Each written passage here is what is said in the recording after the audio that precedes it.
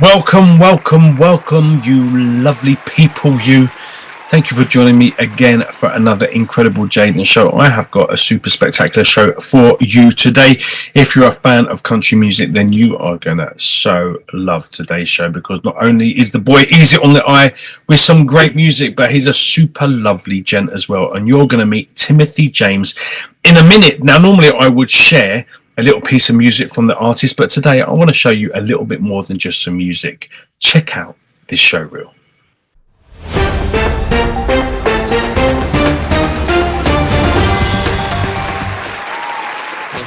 Hey country fans, it's your favorite Boston Cowboy, Timothy James. As a songwriter, writing from my heart and soul, I've just poured myself into my music. It's become my story, and I'm happy to share it with the world. Hey, it's Cruiser. I love Wednesdays because I get to introduce you to a talented singer-songwriter right here from New England. And today, my local catch of the week is Timothy James from Braintree, who now lives in Holbrook. He has released his debut single, and I'm going to let you give a listen to a piece of it right now. It's so good. It's called Whole World. This is Timothy James. Your baby sister is gonna be a bride, and I've been working hard to keep memories alive, 'cause girls love to be with their mamas and their grandpa's little girls. You're a whole world.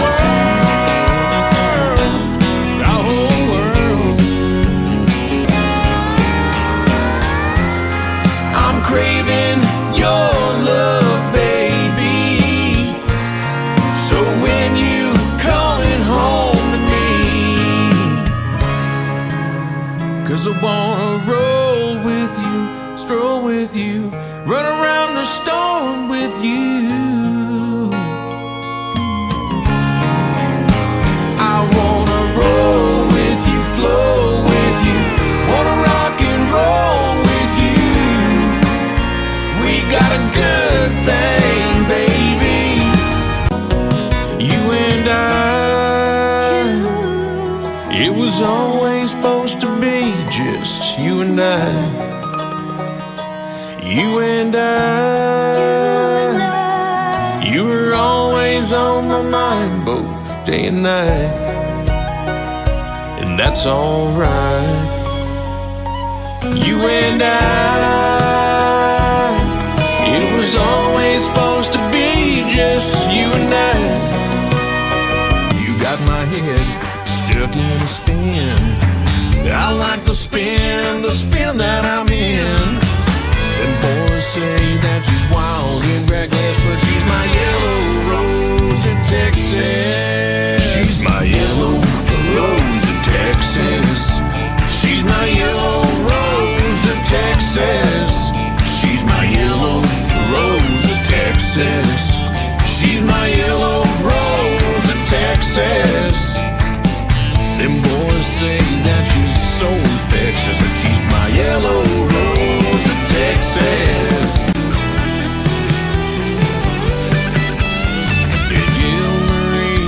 Danielle Marie, you're the only woman I wanna see. It's your hair and your smile and your big brown eyes. You're the only woman that's on my mind. Danielle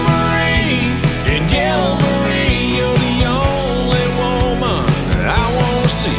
It's your hair and your smile and your big brown eyes. You're the only woman that's on my mind. All the lies you said to get them to hate me, and all the lies I said to get them to like you. I give you a pound of gold, you say it's too heavy. I lost myself, now I'm losing you. It's 1 a.m. and I wanna let you sleep, but I don't like sleeping alone. Sit here in the kitchen with the lamp turned down low, break out pictures of us and the kids. Even now that we are over, she loved the rodeo like me. I roped her heart's racing for me.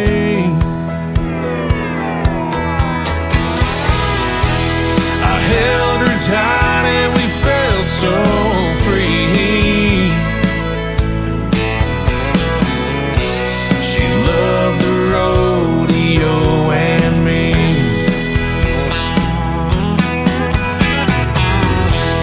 Her heart is racing just for me. She loved the rodeo and me.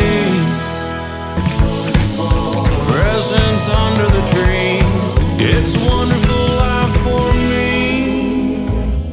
I'm gonna kiss you under the mistletoe. I got an old turntable to dance some more. Ho, ho, ho. It's Christmas time.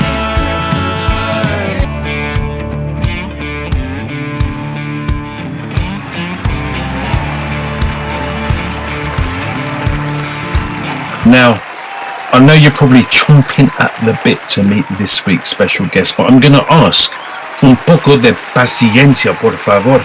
Just a little bit more patience, because we do need to go for a very quick Jaden Show commercial break.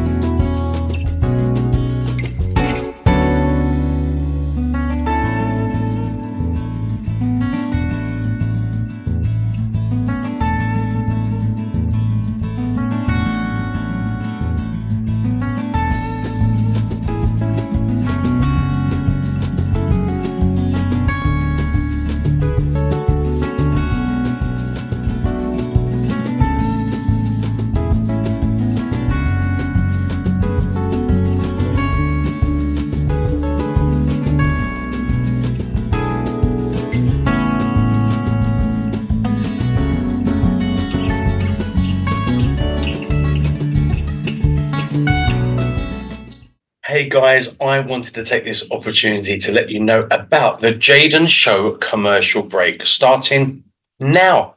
This is amazing news, because now every single week you have a couple of minutes to be able to advertise something you want to advertise. So if you have a business, if you have an event coming up, if you have a new album, art gallery, or anything you want to particularly advertise on the show, this is your chance to do it. March and April 2024, the advertisements are free, so please let me know. Get in touch to me on Jaden Cornelious at AOL.com. It will be wonderful to hear from you. If you are a charity or a charitable organization or a non-profit and you are advertising something with regards to that, then always your advertising is free. So let me know. You will need to send me between a 1 and 2 minute video around that time, if possible, something that you want to advertise, and I will fit it into this spot. Get on. I'll see you soon. Take care. Bye. Okay, I can't wait no more, Captain. It's time for this week's special guest, the real Boston Cowboy, the amazing Timothy James.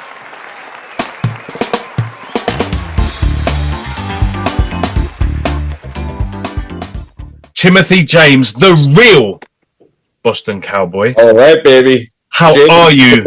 I'm doing great. It's lovely that you're on my show. And you look, I love how your shirt kind of complements your background art as well. Like, I'm feeling your vibe today, dude. It's a good vibe, you know. I like this shirt a lot. Yeah, like I said, if you was living down the corner in Mexico, I'd be over after a cup of tea to steal that. You know how many times I wore this in Vegas, and I couldn't tell you how many people asked me where I got the shirt, or asked me to buy the shirt off Really? on the street.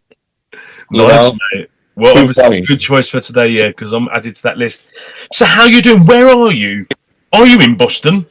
I'm 10 minutes south of Boston. Okay. So So I'm in really, like you should be the real 10 minutes south of Boston Cowboy. If we yes. Yeah, I'm not in Boston proper, but I'm just right outside. So Okay. But Born and bred in that area? Oh yeah, yep, Oh, okay. So really keeping it real. yeah, absolutely. I've been living here my whole life, and I love it. You know, I've been everywhere, and I can't see myself living anywhere else right now. Maybe Thailand or something. I thought about Thailand at some point, but just because It's beautiful. It's beautiful. I've never been. I'm sure you probably have, being from the Yeah, UK. I've been there. I was sung out there for a month back in the day, and it was stunningly beautiful. Yeah. I'm not sure how it would be, though, if we got another bloody pandemic. Yeah. That's the only thing. Yeah. So I had a friend who was stuck in Bali for the pandemic and said, as much as Bali is like paradise on earth, in the pandemic, it was beyond hell. It was beyond. Oh my God. Probably a full nightmare. So maybe nice month music video retreat. That would be good, mate. Go out there and do a music video to have a month, see if you like it. Yes. Yes. Yeah, because you can't really drive over from there if you needed to. This is the problem. Yeah. That's a long flight. Yeah. Maybe Mexico. Maybe do your first international move to Mexico, and then then if that goes. Hey, I'll put you in the music video. We'll do it.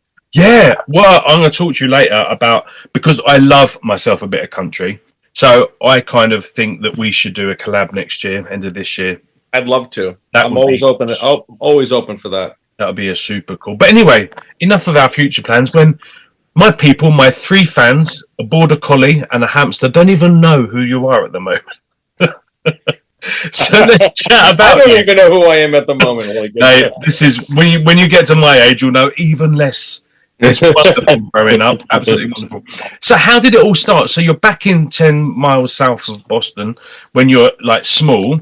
What was going on? I mean, were you living in like a country music themed family house, or what was going on for you? No, honestly, I got into music kind of from like growing up. My grandparents, I would listen to that old record player, and they had just piles of records, and I would just skim through and just find put on these. I never heard any of these artists. I'm just a little kid listening to like old jazz and blues and just whatever they had, big band stuff.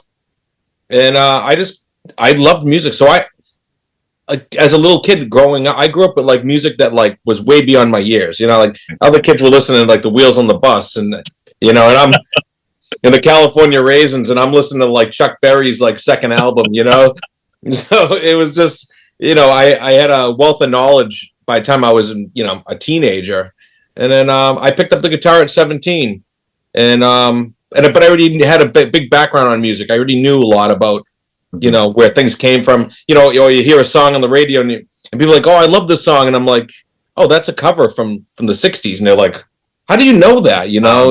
There's a lot of, you got to find out where the music came from. So I felt like that helped me a lot.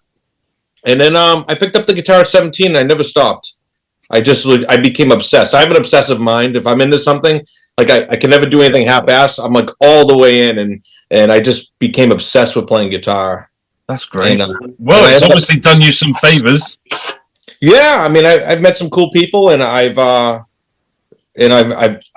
wrote all my feelings, and I've always been a writer, and so I've just been songwriting and just having fun doing it, Nice, mate. Nice. So, when did you go from like the love of? I mean, did you get into country the minute you started playing guitar? Was that when you started getting into the country? Well, no, I loved country as a little kid. Honestly, like I was listening to like Hank Williams and a lot of old, early stuff, Hank Snow and those guys, and Buck Owens, and just I love that stuff. And then when I played guitar, I always wanted to.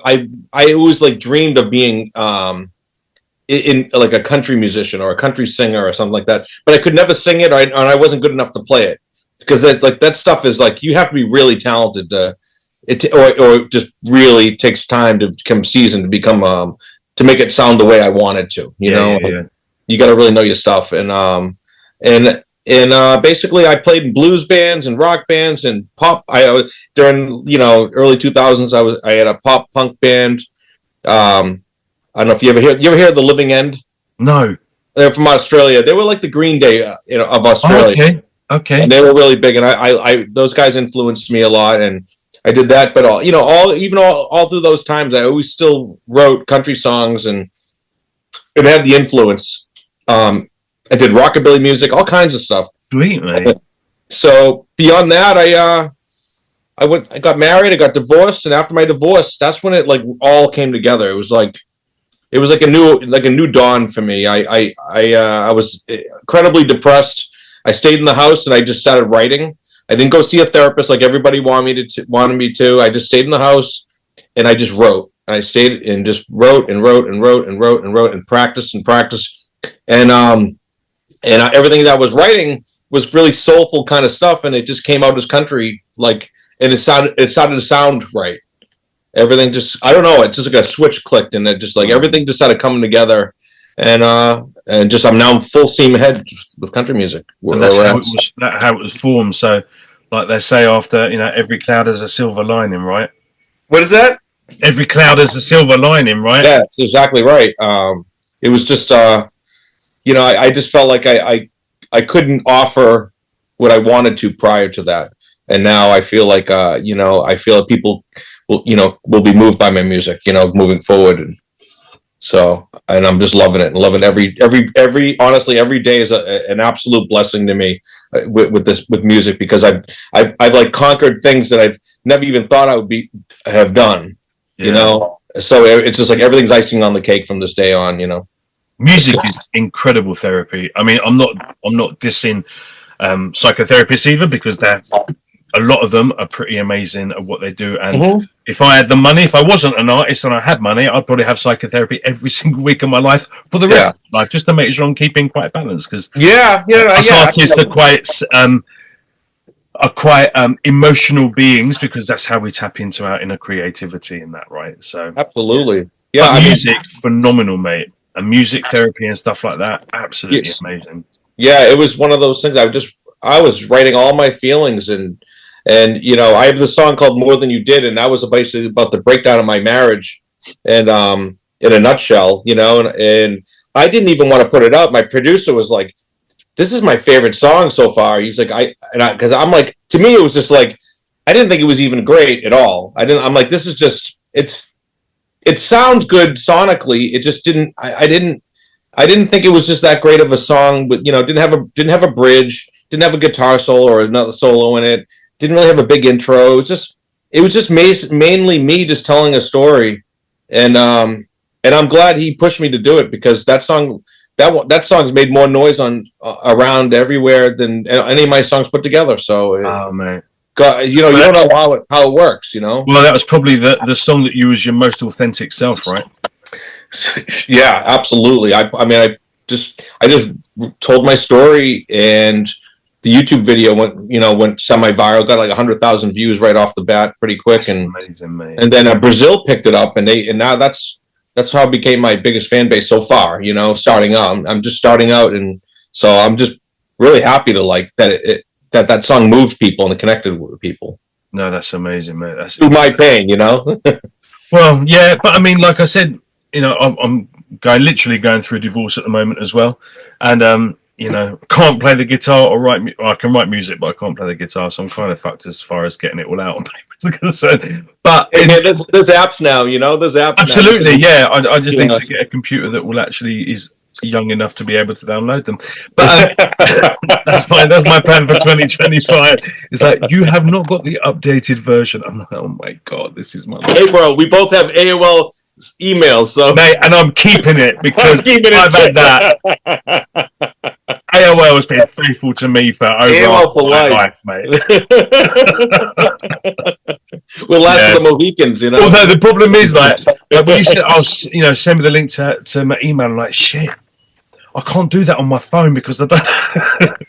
Mate, can I ask your age? You should never ask a professional. Me? Yeah. I'm 44. Oh, you really? I thought you were going to say like 36 or something like that. I appreciate that. Yeah, No. I feel 20. I feel 28. I honestly do. That's amazing, man. I'm 51 and I feel 88. Well, you live in Mexico, you know. You get some wild women down there, so. Now you get wild everything. That's why I hide in the mountains with me animals. It's a lot easier. You spend less, and there's less wrinkles, quite frankly. Yeah, absolutely. I can imagine. So, when you do you still go back to the music that you listened to back in the day when you had your downtime, or is it now just country because that's your vibe? So, you need to keep it fresh, and it's funny because when I first started with my producer, he was telling me about all these artists. He's like, you know this song, or you sing like this, or you sound like this. He's like, you should listen to this guy. This guy might be good for you to listen to. And I didn't know any of these people. Like I knew a couple, but I really didn't know like. My music goes way back. I mean, so some of my reference songs, even for my songs today, are from like 1930s. Just little like some of my guitar hooks. It's just some little like piano riff that maybe from Art Tatum or some jazz thing. It just I listen to a lot of old music, and I think that's helped me in a way where to come at country in a different way, so I don't sound like everybody else, but without changing myself. I'm just being me, Yeah, well, no, your library is amazing. I found it really quite interesting. Obviously, it's an age thing as well, but I found it interesting. Like one of my best mates is in his 20s, and listening to kind of a lot of kind of Mexican stuff, but there's a lot of, English and German and loads of European stuff in there. And I'm putting my playlist on the car, so I'm listening to all my music. I like music now, so there's a lot of music I like this about now. But then I was obviously, getting famous in the 90s, so music was heavy for me in the 90s. Like I just was like a sponge absorbing everything in the 90s. But I was born in the 70s, so I've got a good lot of 70s and 80s music. But then I'm listening to my mum's music from the 40s, 50s and 60s, and my grand's music from the 20s, 30s and 40s. So now I can go from like the same playlist will have like Vera Lynn or some, I don't know, some, old time musical in the 30s to do a lip out in the same set. It's like, I think that's cool. I mean, it makes you well-rounded, and it allows you to pull something out of a time in history and you can bring it back to life and make it fruit again. Like Buddy Holly, he's my biggest influence. I would say for songwriting itself, I don't think anybody did it better than Buddy Holly, in my own opinion. That guy, he just knew how to do it. He had the intros, the songs weren't long. He got to the choruses all within under a minute. He came in and out, and he just knew. He cracked the code on songwriting. I honestly, I believe. I mean, it would have been for you wouldn't have had the Rolling Stones or the Beatles if it wasn't for Buddy Holly. Those guys. I think the Stones' second hit. Actually, the Stones' first hit was in the UK. The second hit in the US was a Buddy Holly song. Wow. Okay. Yeah. Wow. Not Fade Away. They did that. Okay. Yes. Oh, I didn't know that was a Buddy Holly song. Yeah, their first US hit was a Buddy Holly song. And it's amazing. Like you listen to some of the older stuff as well, and like the instrumentation sounds live. It probably was bloody live. Do you know what I mean? At the time, like live, it wasn't like processed. Like you said, it was a different. I don't know how to say it. Like a different polish they had on it back in the day, which is on some level it was like. I mean, some stuff now is absolutely mind-blowingly amazing. But they had it like that. It was just like it's magic. Yeah, it really is. Magic. Yeah. There's something about when artists get together in a room and create something together. I mean, we are is energy, right? So I feel like that same thing. When there's nothing like something live and creating something together. And I mean, those guys are amazing. I mean, think about that. And like there was hardly any overdubs. Those guys, they just came in. They all had their crap together and they just played. That was it. Yeah. And like it's you think about this, like think about the big band era. You got 30 people on stage. Absolutely. Or 25 people on stage. And really, I mean, these guys really had to have it together. Yeah. So because it's one microphone in the room. Yeah, that's it. And press play, and it's on old time tape, and so think about the musicianship that had to go on. Well, it's still that if you look at kind of like the I don't know, the London Symphonic Orchestra or something like that, when they do stuff. A lot of the like the new artists as well. Lots of artists have the Royal Philharmonic Orchestra and stuff like that. Literally, it's in Abbey Road Studios with one big ass mic in the middle, maybe piano or something. But yeah, it's just like their precise accuracy of everying is just amazing. Yeah, absolutely. Next level, man. Next level right there. Yeah, shame we need to go back in order to move forward, really. But it is what it is. You're right, though. There is an energy to that. There's an energy that I think gets lost sometimes in the studio, when everyone overdubs their parts later on, and you try to create that magic. But there is something to be said about, at least when the core band gets in there and actually creates something together. Yeah, completely. Completely. What would you say is the most obscurest thing on your playlist that you'd be like, "Rah, man, I can't believe I listened to this"? Like Yoko Ono or something, or just... Oh, man, there's something really obscure. Probably obscure that most people wouldn't... It'd probably be like gypsy jazz or something like that. Okay. Like Django Reinhardt. I mean, the guy, I don't know if you're familiar with a music guitar player in the 30s and 40s, and he was a gypsy from France, and he had two fingers. His wagon got caught fire, and it burnt his hand. So he had his middle finger and his index finger to play guitar. And the guy is a master. He was a virtuoso. There'll never be he's like Frank Sinatra. It's like wow, man. A guy like that comes around every 100 years or something. The guy was just a phenomenal musician. Put it this way: World War II, Hitler, is going after the Jews. He spared Django Reinhardt's life because he said anyone that is that talented should live. Wow, mate. So he actually ended up hiring Django and his band to travel through Germany. And this is a guy, he's a Jewish guy, to play guitar because he said it was just so beautiful his playing. So check him out, Django Reinhardt. So I love his stuff. I'm going to be on that. I would say 99% of people probably don't listen to gypsy jazz, but it's the guy was amazing, and he's big and a big influence out of all the obscurity. That's amazing. Yeah, that's probably the most obscurest artist that I've ever had on the show. Like, I was thinking you might say, like, like a bit of Enya Orinoco flow when I'm on my downtime, but no, you kind I'm trying to think who else I like. Oh man, there's a girl singer from the UK who also like. Is it Dido? Oh, of course, yeah. I like Dido, and I used to date a girl from Germany, and she got me turned on to her. That was about 20 years ago, and then but like every once in a while I'll put her on. I love some of her stuff. I just like her singing. I like her loops and her songs. Yeah, Dido's great. It's a good vibe. I've not really heard. I mean, I've been living in Mexico for nearly a decade, so I've not really heard much. No, I haven't heard much either. I just like there's one or two albums I just like to throw on every once in a while. Yeah, I just love some of her stuff. She got a cool voice. She got a really unique voice actually. Mm-hmm. You do like. It's I love it because you know it's her the minute she sings one line. Yeah, the minute she opens her mouth. I like artists like that. You just know right away it's her.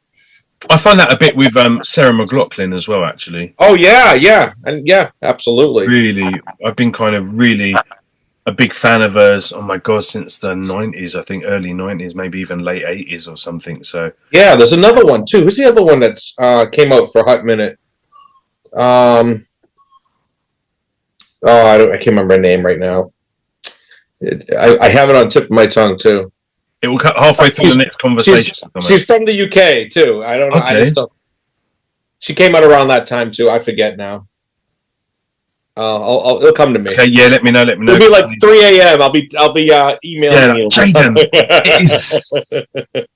yeah, I'll put it on my Google list so I can check it out. Absolutely. So what's going on for the Real Boston Cowboy at the moment? At the moment, actually, let's see. So I'm producing a country fest locally, actually in my hometown, and that's for the 25th of January, which I'm really excited about. There'll be line dancing, and there'll be 3 acts. Do you line dance? I don't really dance much. I can do a couple steps, but I'm not I wouldn't say I'm a great line dancer. No, I used to teach line dancing in London back like. Really? Wow. Well, we have. Yeah, I couldn't remember. I could probably join in. I might come and visit and just have a go at line dancing as well. Quite frankly, yeah, because I used to teach line dancing back in the day. Probably couldn't remember even 3 steps now because it was like 20 years ago. But I loved it, mate. Loved it. Wow. Just like anything, if you don't keep up with it, you lose it. Yeah, completely. Yeah. I have no idea what I'm doing. I could probably follow along a little bit here and there, but I'm not a line dancer at all. But wow, mate. But it's okay. So it's a whole festival. So you've got line dancing. You've got. I got a little festival happening, and it's so I'm excited. It's the first one, and I'm looking to produce another one in Boston, right in downtown, and then and I'm trying to get some national acts on that, which is hopefully will come to fruit, and we'll be able to put on a nice show for everybody. And beyond that, I'm getting ready to record in the studio down in Nashville. I got my friend Jamie, who's a staple down there. He plays on Broadway. He's putting together a team of people to play my next record. So I'm going to have some A-list musicians on it. Sweet. And we're going to go down to make some noise down there. We'll do it. That's going to be amazing. I was actually quite shocked. I think it was last year. But kind of started interviewing some people on the London country scene, which I never knew there was. Yeah, there is actually. Yeah, there are some amazing artists in the UK doing, and like if you listen to them, you would think they literally just come straight out of Nashville. I mean, like, I know. You wouldn't believe he lived in Bristol. Yeah, there's a girl named Hannah Trim. She's a newer artist. She's reached out to me on Instagram a few times, and she's from London. And she sings great. She's a newer artist, and we're friends on Facebook, on Instagram, and she's doing her thing, and she moved to Nashville actually from London to Nashville. So okay, she's working hard. So she's it's kind of cool that I like seeing that. And that's the other thing. That's the reason why people ask me about the Real Boston Cowboy, and I don't ride bulls, and I don't rope cattle, and I don't work on a farm. Even though I work with my hands, as my day job every day, I don't do that stuff. So I just embraced it. I'm like, you know what? I'm the Real Boston Cowboy. I'm from Boston, and I like to think that no matter where you live, you can make country music. Absolutely, mate. Why does the geographic area only subject you to the kind of music you should be doing? So I just feel like I do what I like. So. Well, I mean, I remember, obviously, because I'm older as well, back in the day that I was the hugest fan up until, well, I still am actually, of Olivia Newton-John. Like, she was my muse, became, got to know her and, kind of like good talking terms with her and everything. And she was a phenomenal woman. And she was actually, obviously, she'd gone from, Britain to Australia, and then she became, a huge country music star, which at the time was appalling to the country music stars like Tammy Wynette and Dolly and stuff like that. Although Dolly's a good friend of hers, was a good friend of hers, and stuff like that. And now you've obviously got people like Beyonce doing country music. Yeah. The jury's out for me. I'm not. The jury's out for me with regards to Beyonce's country album. I'm not sure if I like it or not, but you were just saying about anyone can do country. Mm-hmm. Do you think anyone should do country? No, I don't think Beyonce should be doing country at all. No, that's my own opinion. I feel like the more I'm learning about recording and music and songs, and I think Quincy Jones said it best. I saw an interview and he was saying if you don't have a good song, then it'll never be a great song. You have to have a good song first. He's like, you could have the best musicians in the whole world. You could have you could have the Olivia Newton-John. You could have anybody sing the song, but if it's not a great song, it won't hit. And I feel like that was the issue with a lot of Beyonce's stuff. Her album, I don't think the songs were good. I just think they were very weak songs. There was no hits on there at all that I heard that made me say, wow, this is a really great, catchy song. Yeah. And she had Robert Randolph on steel. I mean, she brought everybody. She got the pick of the litter. She could hire anybody she wants. She got oodles of money. And I feel like it was just, she should have just been her authentic self. Yeah. Instead of been like, oh, I'm from Texas. And that, she's from Texas, but instead of putting it on that way and wearing, the bedazzled hat and the whole. She should just went out there and said, like, I want to do a country album. I love country music. I'm from Texas. Yeah. And she should have just did it, And I feel like that song, that big song, kind of got pushed in everyone's faces because of just money. It's because it was paid to be on every playlist, right? It was paid, yeah. Jay-Z, I was reading that he paid every radio station in America to make it a hit, because if you play a song enough, it becomes a hit, before you know it, everyone's listening to it, and it is now it's in their head, and they're like, I want to hear that again, So I feel like it was just kind of in a weird way, it's almost like a slap in the face to people that are traditionally into. A lot of them, the authentic musicians. Yeah, I'm not saying that anybody they shouldn't be, stay in their lane or whatever, but I just feel like the way she came at it in those songs, just to me, I don't know. Yeah, for me it was a bit like, well, I haven't conquered that yet, so I'm gonna get that genre as well. Yeah, it was a money grab. I mean, that girl could, she could burp into the microphone and make a hit. People would buy it, yeah. Because she's got so many followers. She's got millions of followers. So anything she does she's going to make money. It doesn't matter what it is. Yeah. Well, it would definitely go viral on TikTok if she did. You got that? That shit. There'll be all these drag queens, everything going. That's going to happen. Exactly right. Probably one I could do. I couldn't do the dancing one with a six pack, but I could do that one. Yeah. Yeah, absolutely. So, future plans for the Real Boston Cowboy. You got future plans. I'm telling you, this year is I feel this is my year, and I'm going to grind hard and work my tail off to try and get my music out to the world. I have music videos lined up for each upcoming release, so I'm releasing music every 40 days. Wow, I know the platforms like that, keep releasing music. So I have a good backlog of probably a little over 2 years now of music ready to go. And so I'm just hustling and trying to get more live shows. So I picked up a few booking agents in the past few months. So they're starting to, put us in the rooms that we're trying to get into, which is great. Locally, here, and just trying to saturate this area and build a fan base. So amazing.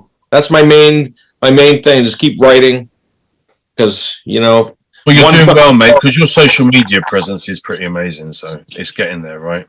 Yeah, I mean, it's a little over a year now, and I'm like I said, I couldn't do without my sister. She works for me. She does all my social media and promotion. And her husband helps out with threads and what's that, Twitter, X? Yeah. So it's it takes a village, Really? Yeah. The reason, and it's intense, mate. It's really intense. I remember I was doing in between life paths and stuff like that. I was doing kind of care work, so working with really severely aggressive disabled adults. And so obviously I'm getting beaten up pretty much every single day, and I'm doing that for 12 hours, and then I'm going home at 10 o'clock at night and have to do at least 6 hours just on following and commenting on people's YouTube just to get them to start watching mine. It's and now you've got Blue Sky, TikTok, Snapchat, X, Facebook, it's just it's overwhelming. I'm on my own, so I can't, everything I do has to be done in the little bit of time I get now. It's crazy. You just can't keep up with it. Ian, when you were doing your thing in the 90s, you didn't have to be a content creator. There was nothing. There wasn't even internet then. Yeah, there wasn't even MySpace. You would just focus on music. Yeah. And you're dancing and giving people the best show you possibly can. Now you have to be you got to look cool, physically. You got to have all these things. You got to check all these boxes because the competition is it's such a saturated market out there now. And you got to be funny. You got to hit a lot of things. And absolutely. And in a perfect world, it'd be great for me. I just love to wake up and just write songs and just practice and get better. But I do have to do some things that and I like it because I like entertaining, and I've always wanted to be an actor. Since I was a kid, I've always wanted to act, and so I don't mind doing goofy stuff and being funny, and connecting with fans to in that way, but it is a full-time job in itself, and sometimes, not all the time, but sometimes it takes away. You're so busy trying to get people to, this is me I'm talking about now, I find myself so busy trying to get people to like me, and just to go like that on a subscribe button is like even friends and family haven't done it yet. You're just like, why can you not click? Like, and you spend more time that actually, for me, it started to take away from the Jaden that I was trying to create, because I spent more time in like, please like me, please like me, please like me, please subscribe, please follow, than actually just, and I've got a bit to a stage now, I'm just doing what I love, like what we're saying, you know, earlier about being your authentic self and doing what you love without expectation. Now, I don't get to sing as much as I want to do. I don't have a studio set up where I am at the moment, so I can't make as much music. My plan is obviously to, you know, work remotely with artists and do a whole new, I want to do a season, that's why I want to do a duet with you called It's Do O'Clock, and I want to do duos, like duets with artists from all over the world, just for YouTube, just for fun and just for something to That'd do. be great. Yeah. But you know, like, you do have to always do things. So I thought, you know what, I'm just doing my shows. I'm singing 4 nights a week, sometimes more, and just, you know, I'm never going to have, I was talking to a really amazing guest. She's on this week's show actually, and we're just saying, you know, like, I was singing this song and I'm not the best singer, but I'm all right. And I was looking at other people that had covered this song, and I had like 138 hits on this song, and this one guy had, I think it was close to 2 million hits. Like, the boy was like really racking up those views. And I thought, I'm going to check him out, see what he's doing. He was stunning looking, beautiful looking lad, 6-pack, singing topless, could not carry a fucking note in a bucket. Oh my God. And I'm just like, mate, I'm never. And it's funny enough, I was actually, you know, I was teaching line dancing and Zumba and going to the gym back in the day, because, you know, obviously I had way too much time on my hands. And I remember, and I was kind of slim and pretty, and I was doing all right. And I remember I sung this classical song in Italian with my top off at my computer. I was living on a boat at the time, and that got more hits than something I had spent £30,000 to create in a studio. Oh my goodness. I'm telling you, I look at my analytics, and the things that hit are like, it's something so goofy I didn't even try, and I just, you know, rolled out of bed and did something so stupid. And then here I am, like, working on a guitar solo for 3 weeks, trying to, you know, nail it. And I record myself, and I get the lighting all right, and everything's perfect. And I get 30 likes. So it's like, it's and you know, it's disheartening with, you know, especially if you're a female, because like in the country scene, I mean, there's such an oversaturated market of like new coming musicians and singers. And these girls, they know just what they're doing. They show up basically half naked with an acoustic guitar, you know, and they're in their driveway. And, you know, you look at it, it's like 4,000 likes, really? Yeah. Like, this song's terrible. And she, but at least I mean, the comforting thing is it ain't about the music. That's right. Yes, that's exactly correct. Yeah. You're exactly right. Yeah, but I will not be dancing to I don't know, Beyonce's new track with the semi and speed. That's right. I mean, there are some limits. So if you take away the video, you know what's left. You know, and that's what really matters. You're right, Jaden. So, yeah. So yeah, amen. I think that's been my biggest thing, and it's actually been the theme with a lot of the artists that I spoke to on this show, was just be like, sod the others. You know, like, just be your authentic self, because like you said earlier, that creates an energy as well that becomes more attractive than anything else you're putting out. I remember, like, when I was doing my band, it was 2 guys, 2 girls. We were doing pop R&B. We were doing really well. We weren't even signed, and we were like doing the biggest radio road shows. We were working with Europe's biggest producers and writers at the time. You know, as Brittany was leaving, I was going in. As I was leaving, Backstreet were going in. I mean, and we didn't pay for anything. This was like, people liked us, and we were all right looking. We were pretty, so we fit the mold. We weren't the best. One of the girls was a phenomenal dancer, but we weren't like the best dancers, and we weren't the best vocally either. But we were the best mates, and we had a bloody laugh on stage. Yeah, and that was the thing. We were just our authentic selves, and people were like, "Oh my God, you guys are like a youth club. We just want to join." Like, group, you know. And I think that was that would be always the way that people connect. The most. People connect with that. They see it. They can tell. I mean, you can see when someone's trying too hard and they put something on that they're not supposed, that they shouldn't be doing, or whatever they're trying way too hard. just be real. That's the best way to do it. I feel like, I mean, it's working for me. I just literally don't care. Like, if someone doesn't like me, okay, cool. If you like me, great. It's the same. It's all the same. I like me. I'm doing my thing. I'm following my dream. Absolutely. And there's always, I mean, I don't like thrash metal from Greenland. Nothing personal. You know what I mean? So yeah, absolutely. So yeah, I'm not going to be everyone's cup of tea. That's okay. Cool.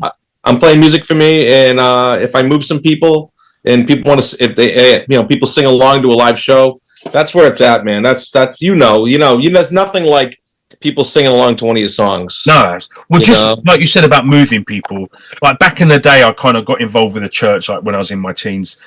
And I started, and I was a young guy, so I think I was 16, 17. And I had like this, I was doing gospel and kind of ballads and stuff like that. And I kind of got into this little ministry. So I was like going all over the country and even to Canada doing gospel music and religious music. And, and people would come and say, oh my God, like every single lyric of that song spoke about every situation I'm going through now, or like, oh my God, I've just been given the remission from cancer, and what you've just said has just really moved me. And as I got older and I kind of, my faith's changed and my paths changed, I still wanted to create music that would still touch people and still make people think, oh my God, like that's really helped. And I remember one day, and it was probably the most magical experience of my career so far. And I've been singing for 34 years now. Oh. And I was singing in a really shitty shopping centre in the middle of West London, right? I don't know. I mean, I wasn't enjoying it, if I'm being really honest. And I decided I'm going to sing Dance with My Father by Luther Vandross. Now, I don't touch any of the greats because you just shouldn't, quite frankly. But that day I thought, well, they're just walking past with their carrier bags and she's just brought a new pair of socks and he's gone to get a melon. And, so it wasn't like, I thought there's no one really cares. So I sung it. And at the end, I'm packing away, and unfortunately, you always get a crazy.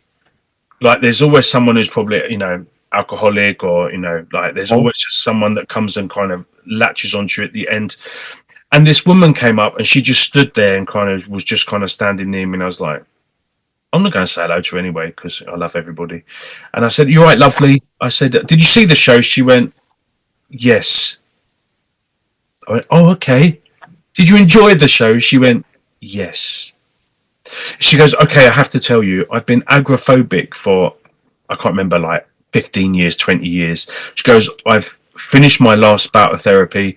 I've not been out of my house for 15 years, but today I decided to leave my house. I got to my front gate and I didn't want to go any further. And then I heard some guy singing Dance with My Father by Luther Vandross, and I had to go and find out where it was. And this is the first time I've been out of my house. I think it was 15 or 20 years. It was a long last time. This is the first time I've been out of my house in 15 years. And I had to come to you. And now I'm going home." And I prejudged the whole day. It's a shit show. No one's listening to me. Why do I even bother? I've played to millions of people, and now I'm playing to 3 people in a supermarket. And you don't know when your gift is going to touch that one person. And you know what? That makes it sometimes, in that time for me, 100% more special than any auditorium of 106,000 people. Yeah, I agree. I mean, I never played in front of millions of people, but for me, I'm the same way. Like, anytime I've ever played in any band, it's just when you move somebody, there's a big difference when someone. I like listening to this person. Than when someone's moved by their music, That's magic. It's a different thing, and it's a different thing. And when someone's singing along, or they're really, Yeah. I did a singer-songwriter in Boston, and I sang one of my songs, and I wrote, a grown man. He started crying.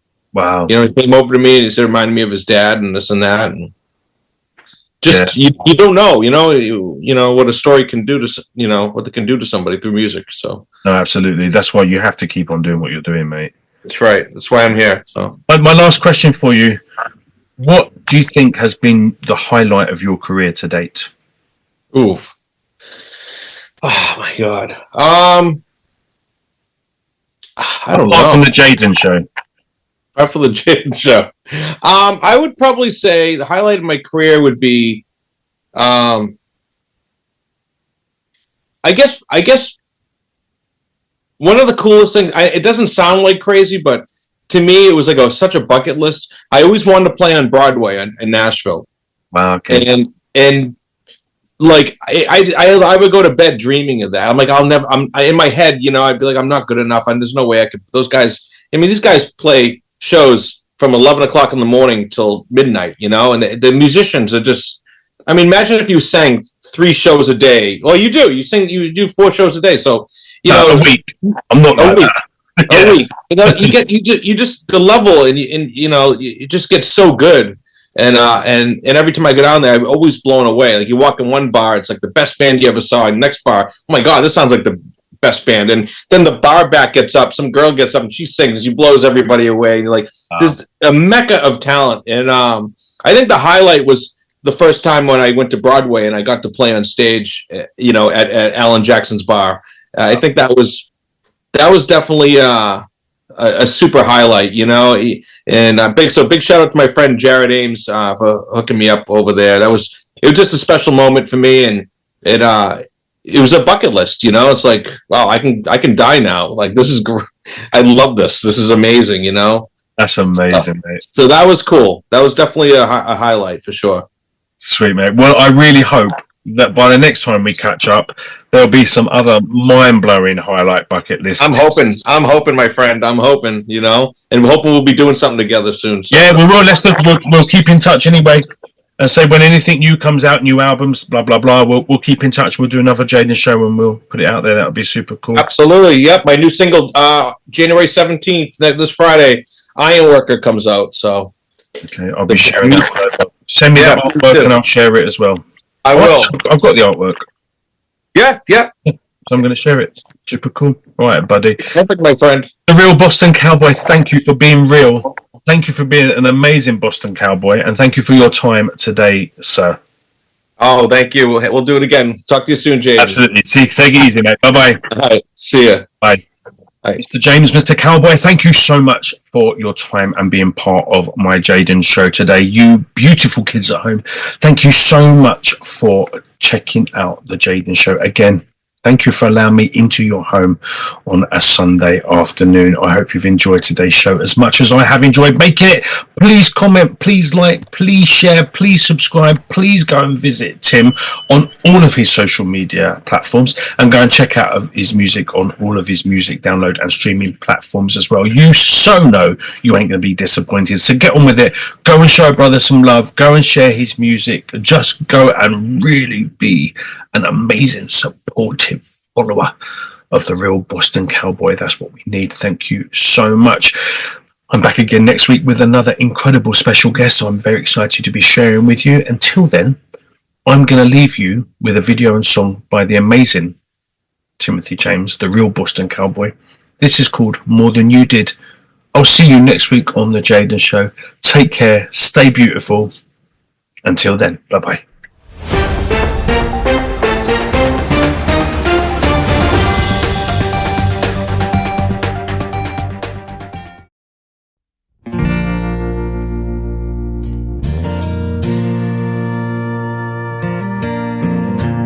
Day one, you were my forever.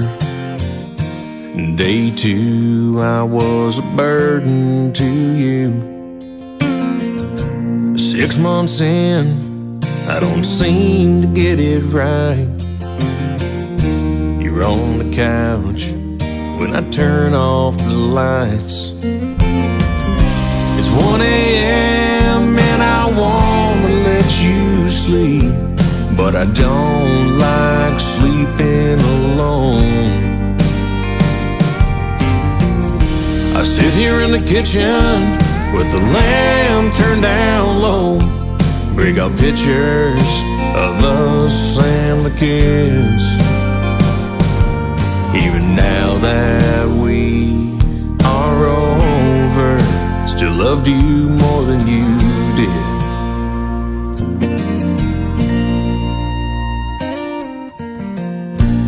Morning sun comes creeping in. You come over like we're best friends.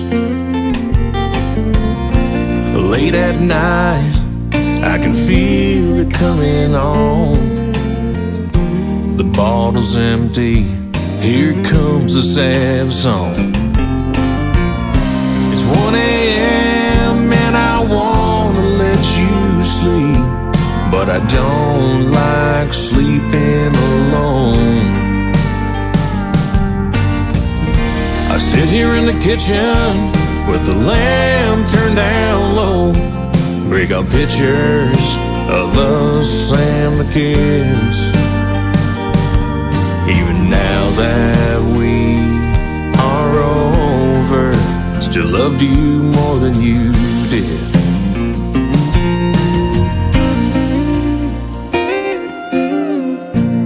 All the lies you said to get them to hate me, and all the lies I said to get them to like you. I give you a pound of gold, you say it's too heavy. I lost myself, now I'm losing you. It's 1 a.m. and I wanna let you sleep, but I don't like sleeping alone. I sit here in the kitchen with the lamp turned down low, break out pictures of us and the kids. Even now that we are over, even now that we are over, even now that we are over, I still loved you more than you did.